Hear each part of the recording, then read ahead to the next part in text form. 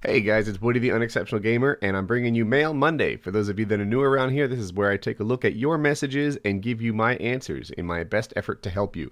Before I get into it, I want to give a quick thank you to those of you that liked and favorited my video from yesterday. You know, every so often I swing for a home run, and you guys are the ones that put it on the YouTube homepage. So thank you so much. Thank you for you guys that uploaded the promo. Thank you for you guys that just click like and favorite. It means a lot to me. A lot of what I do on this channel is driven by gratitude, and like I hardly have the words to say, you know, how thankful I am for what you're doing. But let's get into Mail Monday. Okay, so I'm in high school and I've never had any issues with bullying in the past, but recently this guy's been pissing me off. At first he just constantly annoyed me with sarcasm, not bullying, which I could take. Recently we were having a conversation about cancer. I said my grandmother died of cancer, and he turned around and literally laughed in my face. I don't know what to do. Normally I would fight him, but he has minor mental issues, barely anything hand-eye coordination. People might think less of me if I fought him, though it was provoked. His issues have nothing to do with why he would do this. I would definitely beat him. Alright, so I am going to slice and dice this question in a bunch of different ways. First, let's make this a hypothetical. Let's say that this guy wasn't handicapped and he was behaving like this toward you. In a situation like that, I don't think that he's quite provoked violence yet. You know, like I'm not a guy who's completely against, you know, getting physical over things that go wrong. Some people just need a good ass kicking. Now, that should be on a t-shirt. But not this guy. This guy's just kind of a jerk, and you don't run around, you know, putting up your dukes for every guy that's unpleasant to be around. What he might have done, though, especially, you know, at the moment when he laughed at your grandmother dying of cancer, something I'm sensitive to lately, is that you know, I might have invited him to a fight. You know, it's a little bit different than, you know, just taking a guy down, chasing him, you know, giving him a sucker punch or anything like that. Just be like, you know, look, you want to throw down? You know, it sounds like you're itching for a fight, and that's a service I offer. You know, that might be where I would take this thing in a situation like yours if he was a normal, healthy guy. But he's not a normal, healthy guy. The thing is, this guy has some sort of mental handicap, and I think you'd be in a really bad spot if you were to take it physical. Even if you offered and he accepted, you're probably in a bad spot. Now, I would guess that other people recognize he's acting a bit like a dick, and they can see that. So what did I do? I turned to my friend Joe Lozon. If you don't know Joe Lozon, he's a professional fighter in the UFC. He's about to make a victim out of poor Melvin Gillard on Saturday night. And I said, hey, what would you do here? And here was his thing. He's like, what you do next is you gather intel. Figure out what makes this guy tick. Figure out what bothers him. And then, you know, when the time comes, you'll be prepared. You'll be prepared to just verbally rape this poor guy and have your way with him. So yeah, that is the advice I'm handing out to you here. To me, it's a little bit like a girl. You know, what do you do if... Look at me beasting in this game as I die. Damn it. It's a little bit like a girl, right? I have seen girls who overstep the boundary that a guy would because, you know, they feel invulnerable. They feel like, you know, because I'm a girl, I can act tougher than I would have otherwise. Because I'm a girl, I can get away with almost anything without fear of any kind of physical retribution. Some girls even will hit or slap a guy, just counting on the guy's chivalry so that, you know, they won't get that kind of you know, reaction in return. And oftentimes it works for them. So what do? Gather intel, figure out what makes them tick, and then the next time they misbehave, you'll be prepared to just, you know, verbally tear them a new one. I think that's your best option. I know it's hard to do, and I know it's not everybody's forte, but what else are you going to do? The guy's mental handicap, and he's a dick. He's not even provoking a full fight in terms of, you know, a healthy guy, yet alone the invulnerability or, you know, the social awkwardness that would be involved with fighting a guy that has a problem like his. So that's my advice. Woody, I was in the dumps after my first girlfriend dumped me. I was very upset and stuck on her. I even considered suicide for a little while. But because of your advice, I felt inspired. Over the summer, I lost 55 pounds on the paleo solution because your advice made me look at my life in a whole new way. Woody, because of you, I had the courage to ask a smoking hot girl out, and she went on a date with me. Didn't go anywhere, but it happens, I guess. And I have a new look on life. Thanks so much, Woody. You've changed at least one life. That is so awesome. I get messages like this sometimes. And for you guys that don't know the paleo diet, Dan from Painkiller already did that, and he also got like really buff on it. And now he lands girls like this guy does. What they do is they've decided that your body has evolved for a long, long time to eat like cavemen do. So now they only eat foods that cavemen would have eaten. If it needs to be cooked, just to eat it, they probably don't want it. It's a pretty interesting concept. But if you look at the diet, really, it pretty much is similar to most other diets in that you eat healthy foods, lots of berries, lots of meats, lots of this and that, and stay away from saturated fats and and things that we knew were bad anyway. But anyway, very cool. I'm glad it's worked out for you. Let's do one of those quick ones and then get to a real letter. Woody, I got a sexy girlfriend thanks to you. Well, you got a sexy girlfriend because of you, but I'm happy things are working out for you. The guy sent me a message on Twitch TV. I think it was during Painkiller already. So I quick grabbed it and thought I'd include it in Mail Monday. Congratulations on your little life win. Dear Woody, I want to kill myself. I've been thinking about this for a few months now very often. I'm sure that my friends aren't really my friends anymore because of who I am, and that I have no one to support me or cheer me on because I once failed a test and my parents just laughed at me. I'm not good at anything and I don't fit in anywhere. I have no good friends and what some may call a no life. Everyone says negative things about me and I just don't know what to do because all the adults I know don't really care because they themselves don't like me. I know that you'll just say that they do love me and that's okay, but I really needed to get this out of me. I really want to kill myself.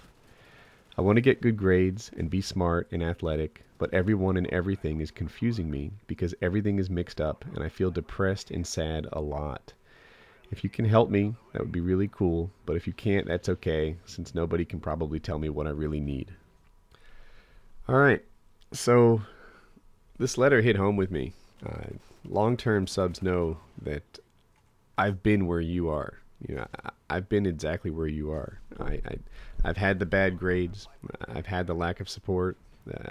I've had the same desires. Like, I want to be this athletic super version of me. I want to be, like all the things that it seems like the happy people are.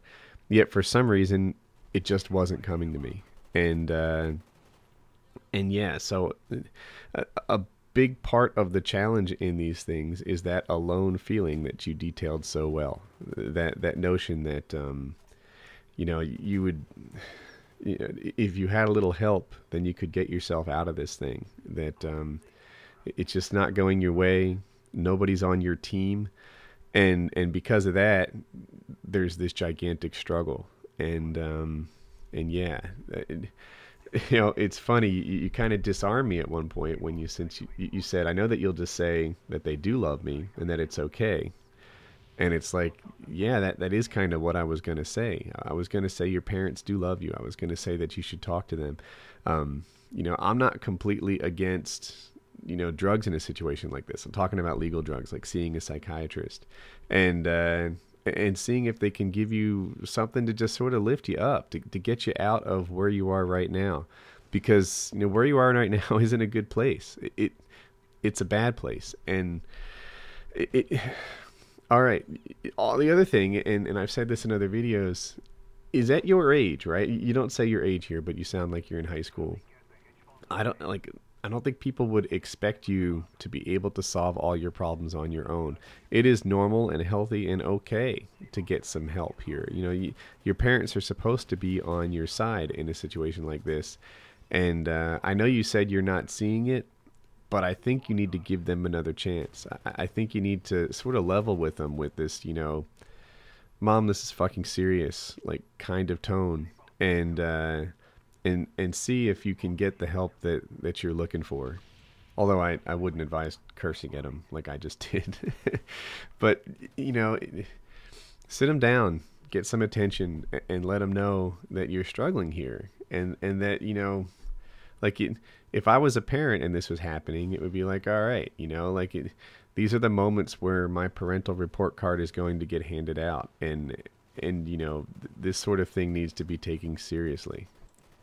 And, when you're in a spot like this, it's usually not like a bad event that kicks it off. It's usually not like, oh, someone said this to me or I just got a bad test and now I have this problem. The real issue here is this overwhelming feeling of hopelessness, this lack of hope, this idea that things aren't getting better.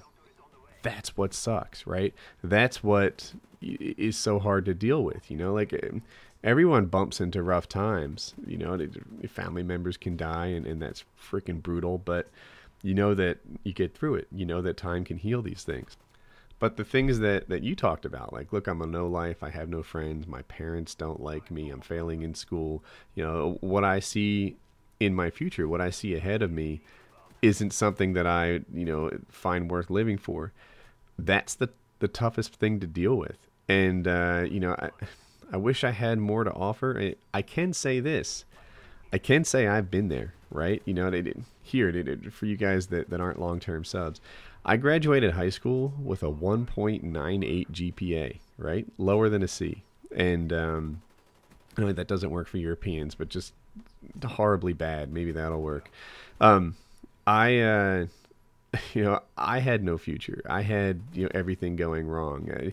I sort of broke up, if you could see my air quotes, with my best friend because I didn't like him and he turned racist. And I had to sort of start over again. So there I was with no real friends and bad grades, and like everything was wrong for me too. And I just didn't see how things could get better. So yeah, that I've been there. And right now, I'm in a pretty good spot. Life is long, and it's worth giving the benefit of the doubt. Even when things look hopeless, there is still hope. Even when things look terrible, things can get better. And the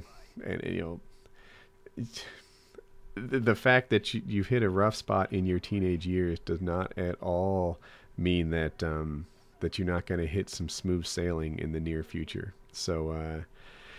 Anyway, best of luck to you. In the description, I'm going to include a phone number to a suicide hotline, an American one, because I've read a lot of mails. I think I can tell from your email that you're American, and talk to people, get some help, and know that life is long, life is worth giving the benefit of the doubt, and things will turn around for you. So yeah, I'm on your side. I wish you the best of luck. So I'm going to paraphrase this one for speed. He's 23 years old. He's in the same college course as a 17-year-old girl, and things have been going well. He asked her out, and she told him to wait until December after she turns 18. He needs advice on how to keep this going until December, and he'd like to know what Mrs. Gamertag would have to say. Oh, there's one more detail. He says that she's been asking about his exes, but that he doesn't have very much dating experience. So let's get into this. Here's the thing.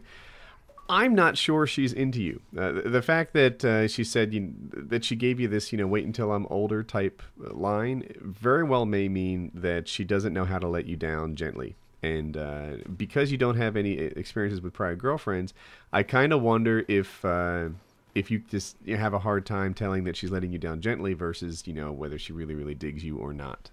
Mrs. Gamertag, I called her. She's unavailable right now. But I called Mrs. Gamertag, and she said to stay in public places because she's worried about the age difference and you don't want to go to jail. Which, in all seriousness, dude, you seriously don't want to go to jail. I think waiting until 18 is a good deal here. You're dancing with the devil when you're dating a minor like that.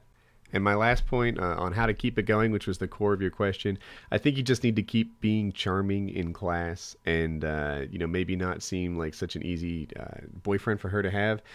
Keep a little bit of distance, but keep being the sort of person that you think would be attractive to her. And, see where you are in December. Good luck to you. All right, and now two videos you may not have seen. On the left is a big video for me. It's a collaboration effort with Try Hard Ninja. It's a musical thing. He sings like an angel, and I thought it came out really well. It's on the YouTube homepage right now. So if you guys are interested in seeing that, I know you'll like it. It's one of the best videos I've ever made. On the right is Painkiller Already 68. We talk about Battlefield 3. We talk about Modern Warfare 3 and lots of gaming stuff. And if you're not subscribed to me now and you like this video, then you can click on the red box and do so. So have a nice day, and I'll see you tomorrow.